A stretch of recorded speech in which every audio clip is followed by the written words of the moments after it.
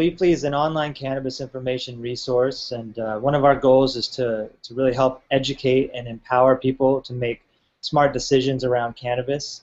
We have a website at leafly.com and an app in the iTunes App Store as well as a Google Play Store.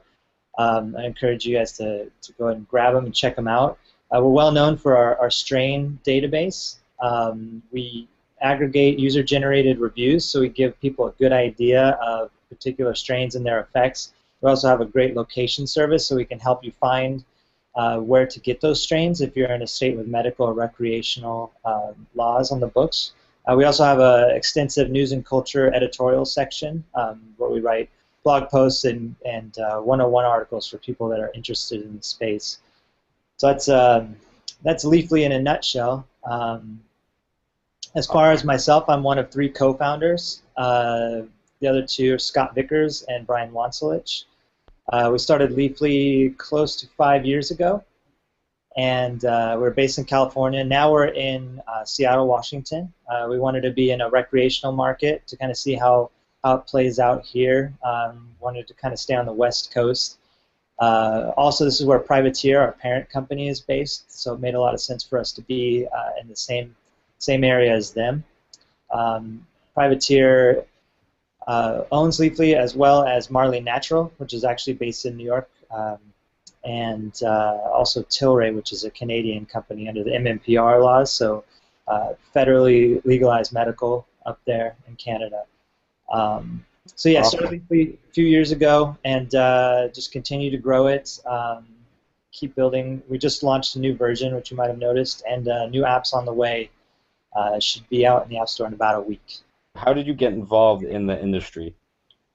Sure. So I'm kind of a startup guy. I've done quite a few, and Leafly was, my way of getting into the cannabis industry as a startup. So one of the other co-founders had his doctor's recommendation in California and went to a dispensary and was just overwhelmed by the selection, 20 to 30 strains at any given time, and none of us had a lot of experience with that much choice. So really kind of saw a huge gap in the market for some service that could provide that kind of intelligence to people, real medical patients that need cannabis for whatever their conditions might have been. 4.5 years ago when we started it, they needed something like that, and we wanted to do something in the industry, but we wanted to go a different direction. We wanted to go a more mainstream kind of angle of how we treated cannabis, how we talked about cannabis, how we designed the website, how we represent the different strains. That was something that we really we thought was real important to us. Very different, I think, than the common kind of site at the time. That most 4.5 years ago, and still a lot today, cater to the stereotype or what people think about when they think about cannabis. We wanted to really change perceptions, of something that's historically been a very fringe product, and and that's where Leafly came from. So, and that's how I've gotten in the industry. And now, fast forward close to 5 years, and it's crazy.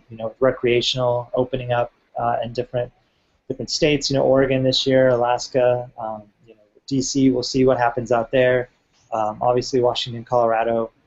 It's just an exciting time to be part of it. What's awesome about your story is that you really found a gap in the marketplace, a problem, created the technology to close that gap, and also had that mission, vision to challenge the perception of cannabis and society's view on cannabis. So that's really cool.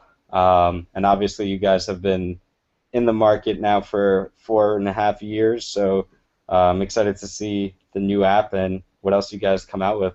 So I guess in those 4.5 years, what's a key failure or misstep that you've learned from? Sure. So I think probably the biggest misstep was this assumption that sales would be easy, that we could generate revenue based on kind of our traffic relatively simply without a lot of hands-on effort. a lot of the startup backgrounds, kind of service based, right, and automated payments, things like that. And in this industry, it's a lot harder to do things like that because of banking restrictions.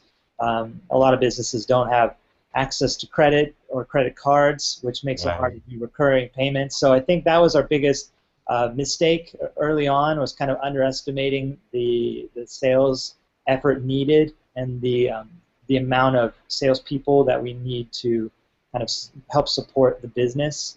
Um, yeah, and I think looking back, I think if we addressed that earlier, we could have been profitable more quickly than we were.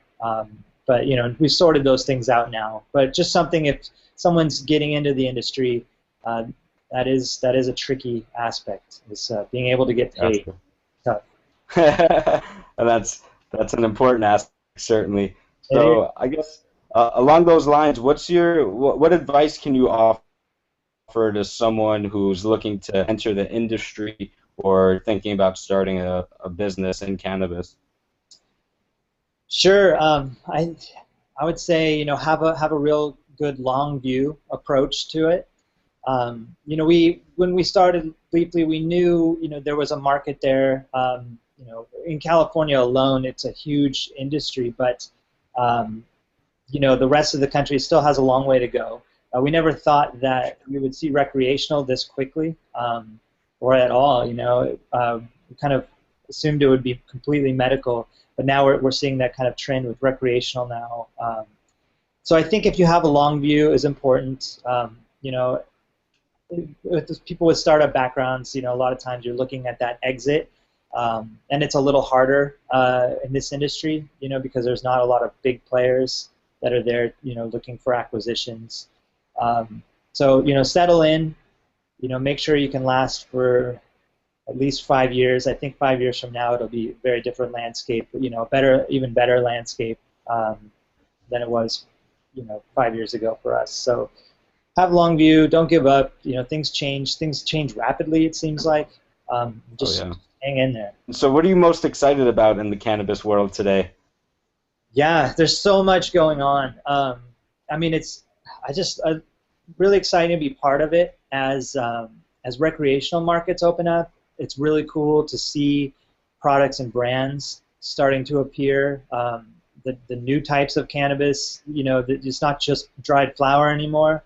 There's all sorts of concentrate products and edibles and just really interesting things people are doing with cannabis. So that's really cool to see. Uh, Definitely recreational. I think I'm real excited to see what's going to happen in Oregon this year, and Alaska as they open up stores and the models that they use. Hmm. Here in Washington, there's been some growing pains. There's a lot of legislation that's coming that to hope to fix it, but it's still really cool to see that happening, and looking forward to not just 2015 but 2016 in a vote in California, hopefully. Um, just the rest of the country and how it pans out. So real exciting time. Awesome. Yeah, certainly, certainly. Still a lot of growth ahead of the industry for sure. Right. Um, on the flip side of the coin, what's maybe your biggest concern about the industry or some of your concerns? Mhm. Yeah, I think the banking problem still not being solved so many years into it is pretty crazy. That's something that we thought would have been fixed. And the Department of Justice, they've come out and they've supported it, but banks are still hesitant because I think it's too much on the line for them if they have a client who doesn't obey the tenets set forth. So we haven't seen a lot of the larger banks getting involved, and that's still a concern in 2015. Reports just came out about Colorado, which I'm sure you saw, and $700 million in sales. I mean, that's a lot of money, and no real banks to put that in. It's difficult. So, That's was a past concern. I think it continues to be a concern.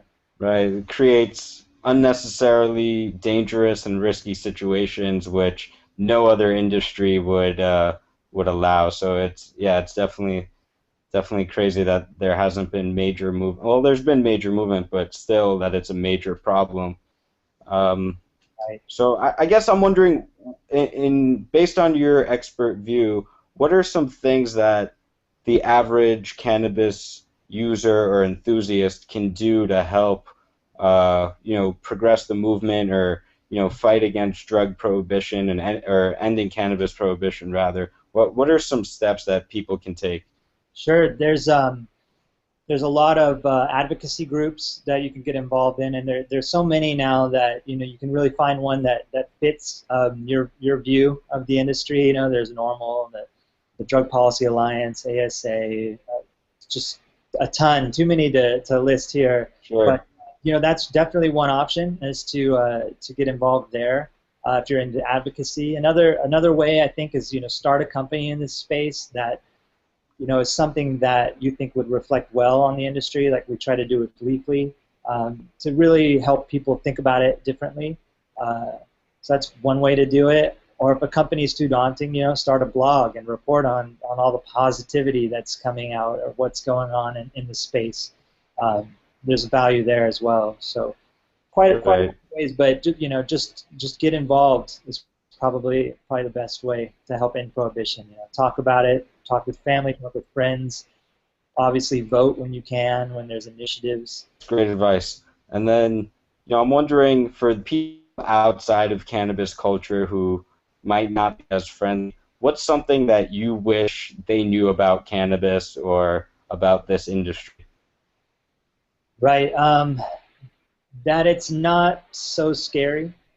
That it's a pretty normal thing. I think if you have a chance to go to a recreational market and go into a recreational store and check it out, it feels like any other store. I think that that's good. A lot of us have been programmed since we were young, DARE and all the rest. That it's such a dangerous thing, and it's really not when used, in moderation and responsibly, just like you might consume alcohol. That's important. Also, just the breadth and the variety out there. The different strains. I think a lot of people don't realize that different strains can have different effects. Sativa versus indica at the foundational level. People are still learning that. Right. That there are strains that are lower in THC and higher in other cannabinoids like CBD that help with pain. And that aren't just designed to get you that kind of high euphoric feeling. The different forms of concentrates and vape pens and edibles now, it's not just dried flower that you have to use a pipe or roll a joint. There's better consumption methods, safer consumption methods, and different forms of cannabis. I think, I take it for granted because we're around it so much, we talk about it so much, but I think there's a lot to learn there. And we try and do a good job with our 101 sections to really demystify some of those concepts. So, I think, if people take a little time to research and learn a little bit, they'll figure out it's not such a scary thing, and it makes sense to have it legalized. Awesome. Awesome. Thank you so much, Sai. I have to say, you and the rest of the Leafly team have been, big inspiration for me. I think you guys really do a killer job of bringing kind of tech world and entrepreneurship, and then, bringing that to cannabis in the right ways, and still advocating for education and options.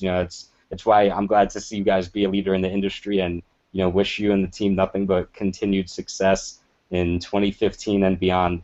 So thank you so much for joining. I'm wondering if you have any parting words for our audience.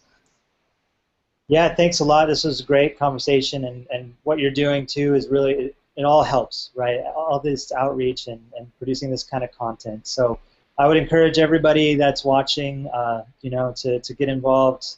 Plenty of opportunity in the industry, lots of room. We have a real chance to really change the way people think about this. And fast forward 50 years, 100 years from now, it'll be a different landscape, and it's up to us to really to make that happen. We can't wait for somebody else to do it. So I guess that's what I would like to say to your audience. Absolutely.